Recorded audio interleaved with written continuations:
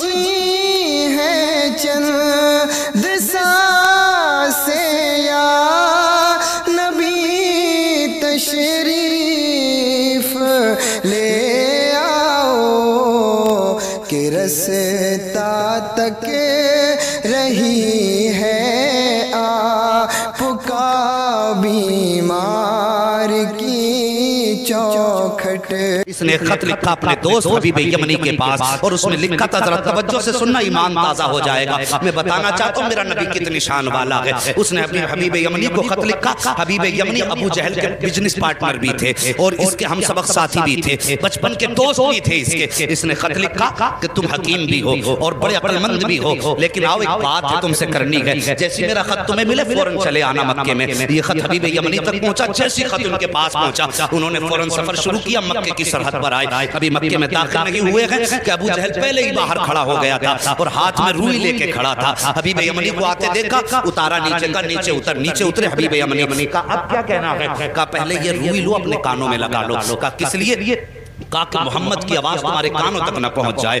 کہا اس سے کیا ہو جائے گا؟ کہا تم نہیں جانتے ہو، اس کی آواز جن کے کانوں تک پہنچ جاتی ہے پھر وہ انہی کی بولی بولنے لگ جاتا ہے، انہی کی بولی بولنے لگ جاتا ہے۔ حبیب یمنی نے کہا چل ٹھیک ہے یار، بتا تو نے بلایا کس لیے ہے؟ کہا یار تجھے سچ بتاؤں؟ کہا ہاں۔ کہا رشتے میں بھتیجا لگتا ہے لیکن باتیں بڑی عجیب کرتا ہے۔ کہا کیا؟ کہ ہمارے خداؤں کو برا کہتا ہے، کہتا یہ پتھر کے خدا ہیں، یہ کچھ نہیں دے سکتے۔ وہ کہتا کہ ایک خدا ہے اور سب کو مرنا ہے، مرنے کے بعد اپنے اپنے زندگی کے اعمال کا حساب بھی دینا ہے۔ کہا یار ذرا سچ بتا کیا بندہ مر کے پھر سے زندہ ہو سکتا ہے؟ حبیب یمنی چونکہ پڑھے لکھے انسان تھے، کہنے لگے یار باتیں تو وہ سچی کرتا ہے، جس نے جب کچھ نہ تھے تب پیدا کر دیا تو اگر وہ مارنے کے بعد پیدا بڑا زندہ کر دے تو کون سی بڑی بات ہے؟ کہا یار ذرا ساتھ چل۔ ہاتھ پکڑا ابو جہل نے حبیب یمنی کا، اپنے نبی کی شان ملاحظہ کرو، اپنے گھر میں لایا۔ اب حبیب یمنی کہتے بلایا کس لیے ہے تو نے؟ کہا یار میں نے تجھے اس لیے بلایا ہے، ذرا اس کا علاج تو کر دے، تو حکیم ہے، نبض پکڑ کے دیکھ لے، اس کا علاج کرنا ہے۔ حبیب یمنی کہتے ہیں ٹھیک ہے بلاؤ، میں ہاتھ پکڑ کے دیکھوں گا۔ اب ذرا توجہ سے سننا، یہ دشمن کی بولی ہے، سچ وہ ہوتا ہے جو سر چڑھ کے بولا کرتا ہے۔ اگر کوئی اعلیٰ حضرت کو گالی دے تو اس کے بکواس کرنے سے اعلیٰ حضرت کے رتبے کم نہیں ہو جاتے ہیں۔ مخالف اسی کے ہوتے ہیں جو حق پہ ہوا کرتا ہے، دشمن اسی کے ہوتے ہیں جو سچ پہ ہوا کرتا ہے، کبھی اہل غیرے کا کوئی مخالف نہیں ہوا کرتا ہے۔ ذرا توجہ سے سننا پیارے۔ ابو جہل نے کہا تھا کہ میں نے تجھے علاج کے لیے بلایا ہے۔ کہا ٹھیک ہے بلاؤ۔ کہا کیا کرے گا؟ کہا نبض پکڑ کے دیکھوں گا۔ ابو جہل کہنے لگا یار اگر تو نے نبض پکڑ لی تو بات ہی ختم ہو جائے گی۔ کہا کس لیے؟ کہا ہاتھ مت پکڑ لینا۔ کہا کیوں؟ کہا جو اس کے ہاتھ میں ہاتھ دے دیتا ہے پھر وہ بولی اس کی بولنے لگ جاتا ہے۔ کہا یہ کہنا کیا چاہتا ہے؟ تب ابو جہل نے کہا تھا یار سن بات سچی ہے لیکن ذرا دماغ میں اتار لینا۔ ایک دن میں گیا تھا محمد کے پاس اور میرے ہاتھ میں پتھر تھے، میں نے جا کے کہا تھا بتا میری مٹھی میں کیا ہے، تو انہوں نے میری طرف دیکھا اور دیکھنے کے بعد کہا اگر میں بتاؤں تو کیا کمال ہوگا، اگر یہ خود بتائیں جو تیری مٹھی میں تب کمال ہو جائے گا۔ کہا میں خوش ہو گیا، میں سوچنے لگا یار اب تو یہ پھنس گئے ہیں، میرے ہاتھ میں پتھر ہے اور پتھر بولا نہیں کرتے ہیں۔ کہا یہ سوچ کے میں نے کہا ٹھیک ہے انہی سے کہلوا دو۔ میرے نبی نے فرمایا کنکریو، اگر میرے نبی نے فرمایا جو تیری مٹھی میں ہے اگر میں بتاؤں گا تو کوئی کہے گا کسی نے بتا دیا ہوگا، آخر اس مٹھی میں رہنے والی چیز سے پوچھ کے ہم کون ہیں۔ جیسی اس نے کہا بہت خوش ہوا، کان کے قریب مٹھی لگائی، جیسی کان کے قریب لگائی تو پتھر کہہ رہے تھے لا الہ الا اللہ محمد رسول اللہ۔ ابو جہل کہنے لگا او یار یہ ہاتھ کا کمال ہے، ہاتھ مت پکڑ لینا، اگر اس کا ہاتھ پکڑ لو تو بات ہی ختم ہو جاتی ہے، ہاتھ یہاں پکڑتا ہے رب کی رحمت میں جا کے چھوڑ دیتا۔ اللہ اکبر۔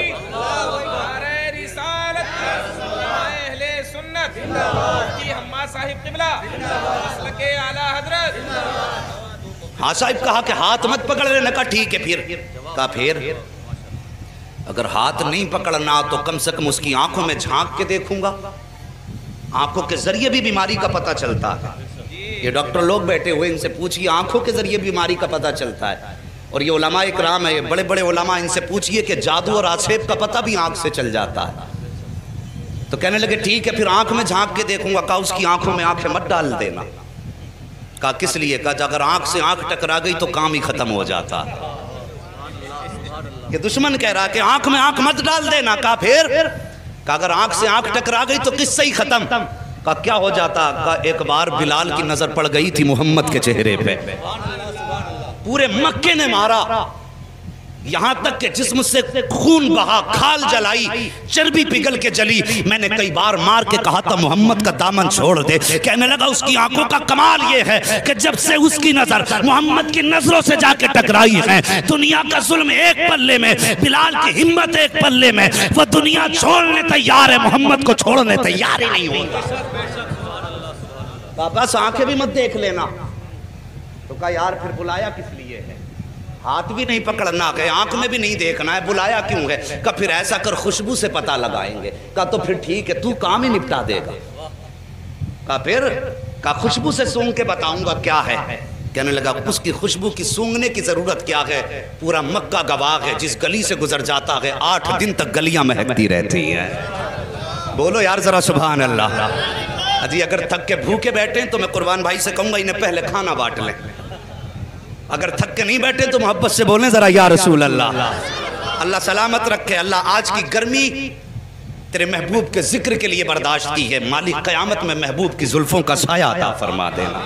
بس توجہ کرے، اگر تیرے میرے یار کی باتیں ہوں، اپنے محبوب کے تذکرے ہوں تو محبوب کا دل ٹھنڈا ہوتا ہے۔ ہم نے رب کے محبوب کا ذکر چھیڑا گیا، یقیناً خدا راضی ہو جائے گا۔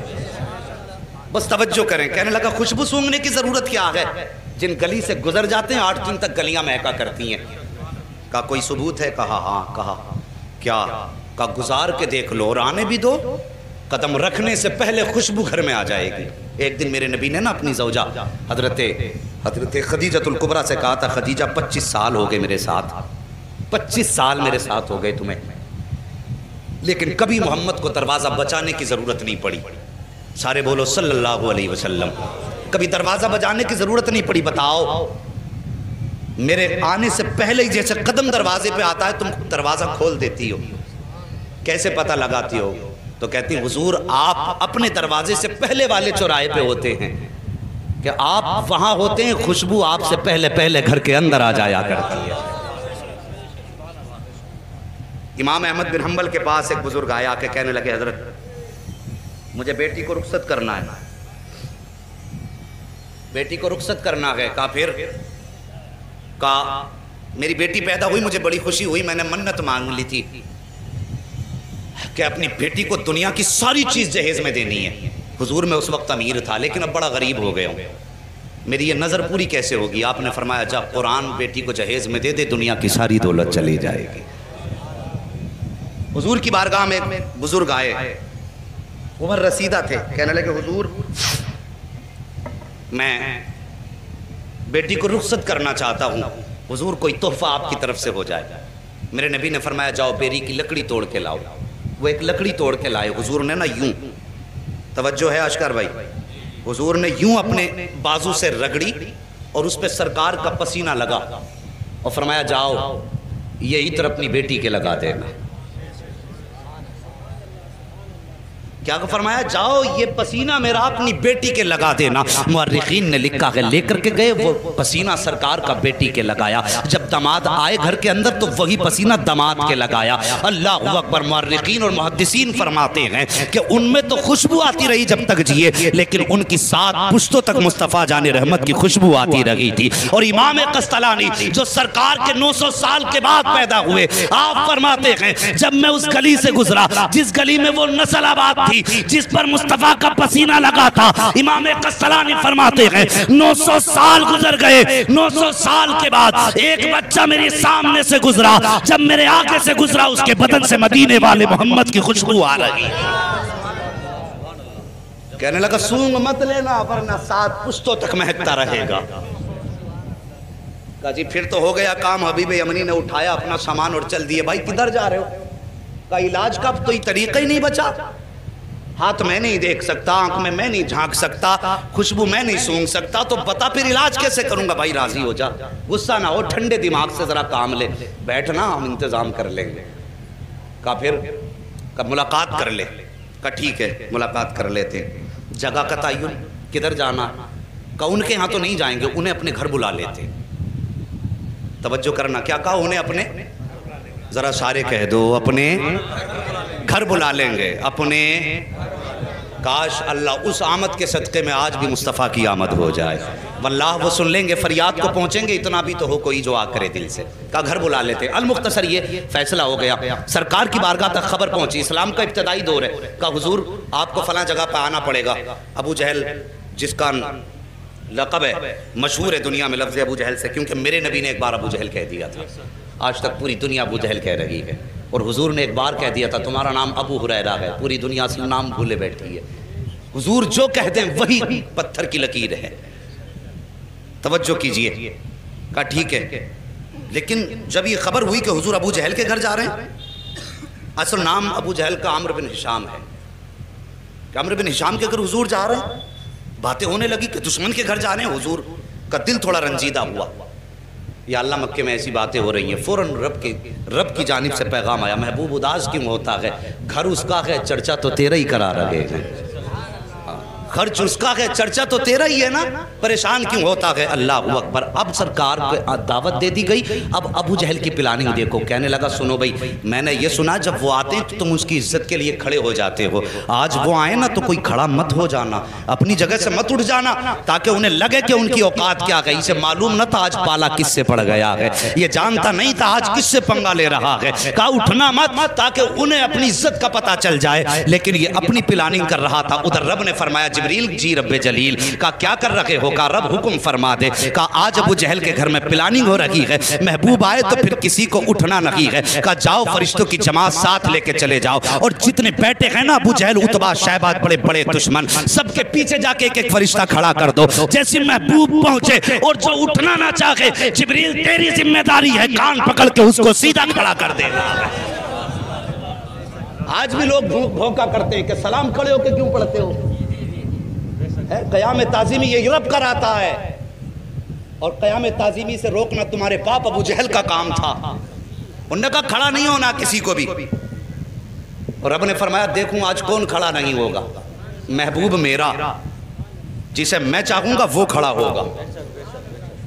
اللہ اکبر۔ جب نبی کو دشمنوں نے گھیرا ہے تب مدد کے لیے جبریل آئے ہیں۔ اس پہ کئی ساری روایتیں ہیں لیکن وقت کم ہے، میں اس کو بھی بتا کے چلتا، لیکن بس نبی کی شان سن لو۔ بات کر دی اس نے کہ کوئی اٹھ کے کھڑا مت ہونا۔ اللہ اکبر۔ ادھر میرے نبی ساتھ میں چند صحابہ ہیں، اسلام کا ابتدائی دور ہے، ابو جہل کی محفل میں بیٹھے ہوئے ہیں لوگ جماعت در جماعت، اس کے اپنے چاہنے والے بڑے بڑے کافر مکے کے بیٹھے تھے، اور یہ چاہتے تھے نبی کو ذلیل کریں معاذ اللہ، ان کی گردن جھکائیں، لیکن انہیں معلوم نہ تھا فانوس بن کے جس کی حفاظت ہوا کرے وہ شمع کیا بجھے جسے روشن خدا کرے۔ اللہ اکبر۔ وہ کیسے شرمندہ کر سکتے تھے جس کو کائنات کو جس کے قدموں سے عزت ملی ہو، اس کو کیسے ذلیل کیا جا سکتا ہے۔ میرے حضور نے قدم رکھا، ابو جہل نے عتبہ کے کونی ماری، عتبہ نے شیبہ کے کونی ماری، ایک دوسرے کے کونی مار کے کہنے لگے آ گئے اٹھ کے کھڑے مت ہو جانا، لیکن جیسی آئے نا حضور نے بھی دروازے پہ قدم رکھا تھا، پہلا قدم حضور نے اندر رکھا، ابو جہل نے سب کو دیکھا اٹھنا نہیں، جیسی کہا نا اٹھنا نہیں، ابو جہل کے پیچھے جبریل امین کھڑے تھے، سب سے پہلے ابو جہل کا کان پکڑا اور سیدھا کھڑا کر دیا۔ جب ابو جہل کھڑا ہوا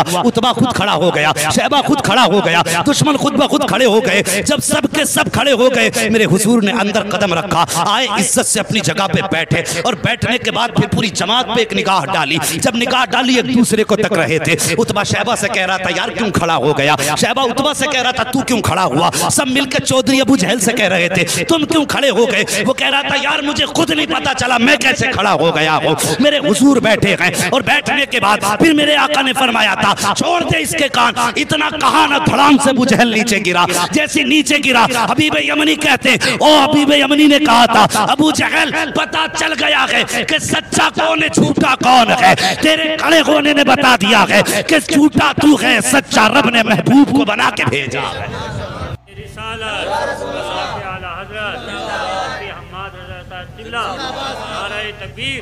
بس توجہ کیجئے پیارے، اللہ سلامت رکھے سب کی نسلوں کو، جتنے بھی مسلک اہل سنت والے ہیں، بس توجہ کیجئے۔ بیٹھ گئے، حبیب یمنی کہنے لگے مجھے اس نے بلایا ہے، اور اس لیے بلایا ہے کہ سنا ہے آپ ایسی ایسی بات کرتے ہیں۔ میرے نبی نے فرمایا ہاں میں اللہ کا رسول ہوں، خدا ایک ہے، قولوا لا الہ الا اللہ تفلحوا انی رسول اللہ۔ ہاں میرے نبی نے فرمایا، حضرت حبیب یمنی ابھی ایمان نہیں لائے تھے، کہنے لگے اچھا اگر آپ نبی ہیں تو یہ تو میں بھی جانتا ہوں، کہ نبی جادوگر کا جادو آسمان پہ نہیں چلتا ہے، صرف زمین پہ چلتا ہے۔ اس کا دعویٰ یہ کہ آپ جادوگر ہیں، میرے نبی کے بارے میں کہنے لگے کہ ابو جہل کا دعویٰ یہ کہ آپ جادوگر ہیں، لیکن میں یہ جانتا ہوں کہ جادوگر کا جادو زمین پہ چلتا، آسمان پہ نہیں۔ اور نبی وہ ہوتا ہے جو دل کے حال جانتا ہے۔ آج بد مذہب بدعقیدہ لوگ کہتے ہیں کہ حضور کو پیٹھ کے پیچھے کی خبر نہیں۔ حبیب یمنی ایمان لانے سے پہلے جانتے ہیں نبی وہ ہوتا ہے جو دل کی بات جانتا ہے، جو راز جانتا ہے، وہ نبی ہوتا ہے۔ یہ حبیب یمنی کہہ رہے ہیں، کہتے ہیں حضور اس لیے میرے دو سوال ہیں، دو سوال یاد رکھنا۔ حبیب یمنی کیا کہتے ہیں؟ میرے بولو سارے بولو، میرے دو سوال ہیں، ایک سوال میں کروں گا جواب آپ کو دینا ہے، دوسرا سوال بھی آپ کریں گے جواب بھی آپ دیں گے۔ یہ دو باتیں کہیں حبیب یمنی نے، اتنی بات کہیں میرے نبی فرماتے ہیں ٹھیک ہے بتاؤ پہلا سوال کرو۔ کہا میں جانتا ہوں کہ جادوگر کا جادو آسمان پہ نہیں چلتا، اگر آپ نبی ہیں تو چلیے چاند کے دو ٹکڑے کر سکتے ہیں آپ؟ وقت دوپہر کا تھا، دوپہر کا وقت تھا، سورج تھا، چاند نہیں تھا اس وقت میں۔ کہا آپ چاند کے دو ٹکڑے کر سکتے ہیں؟ میرے حضور اٹھے، کہا چلیے۔ حضور آگے آگے، حبیب یمنی پیچھے پیچھے، ابو جہل سب سے پیچھے۔ جب حضور چلنے لگے نا، ابو جہل نے یوں گردن جھکائی، چہرہ اتر گیا۔ ایک کہنے لگا چچا بات کیا ہے؟ کہا بات پوچھتا کیا ہے؟ جو یہ کہہ دیتا ہے وہ کر کے دکھا دیتا ہے۔ اگر اس نے کہہ دیا ہے تو اب سمجھ لے ٹکڑے کر کے دکھائے گا چاند کے۔ اللہ اکبر۔ جبل ابو قبیس پہ میرے نبی تشریف فرما ہوئے، دوپہر کا وقت تھا، اشارہ کیا تو سورج چھپ گیا، دوسرا اشارہ کیا چاند آ گیا۔ اس کے بعد آقا نے حبیب یمنی کی طرف دیکھا، کہا کروں ٹکڑے؟ کہا جی۔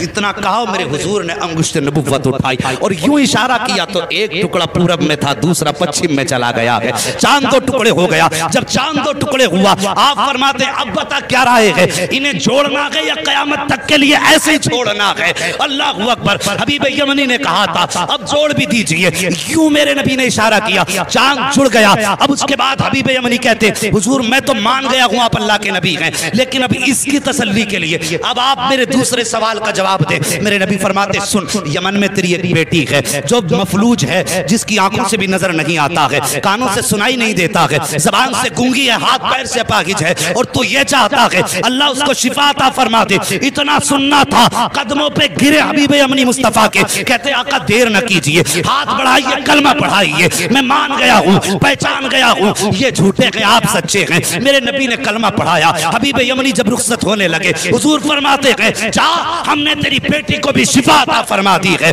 اب توجہ کیجئے، یمن کا مدینے سے فاصلہ دیکھیے اور یہ دوریاں دیکھیے۔ آقا فرماتے ہیں اللہ نے تیری بیٹی کو میرے ذریعے شفا دے دی ہے۔ حبیب یمنی دروازے پہ آئے ہیں، دروازہ کھٹکھٹایا، اندر سے آواز آئی، اس بیٹی کی آواز جو بول نہیں سکتی تھی، کہتی بابا ٹھہریے ابھی آ رہی ہوں۔ بچی جو چل نہیں سکتی تھی توڑ کے دروازے پہ آئی ہے، دروازہ کھولا، حبیب یمنی نے بیٹی کو دیکھا، زارو قطار رونے لگے۔ فرماتے بیٹی یہ کیسے ہو گیا، کیسے ٹھیک ہو گئی؟ بچی نے کہا تھا بابا دوپہر کا وقت تھا، میں لیٹی ہوئی تھی، لیکن اچانک شور ہوا کہ اندھیرا ہو گیا ہے، اندھیرا ہو گیا ہے بابا، مجھے تو نظر نہیں آتا، لیکن جیسی شور ہوا اندھیرا ہو گیا، میں یہ سمجھی رات ہو گئی ہے، میں لیٹی میری آنکھ لگ گئی، کیا دیکھتی ہوں؟ خواب میں بڑے حسن والا چہرہ، بڑی خوبصورت وجاہت والا ایسا چہرہ تھا بابا کہ نظر پڑنے کے بعد ہٹنے کا نام نہیں لے رہی تھی۔ وہ میرے خواب میں آیا، اس نے آ کے میرے سر پہ ہاتھ رکھا، بابا ہاتھ لگنے کی دیر تھی کہ میرے پورے بدن کو اللہ نے شفا بخش دی ہے، اور بابا مجھے کلمہ بھی پڑھا کے گیا ہے۔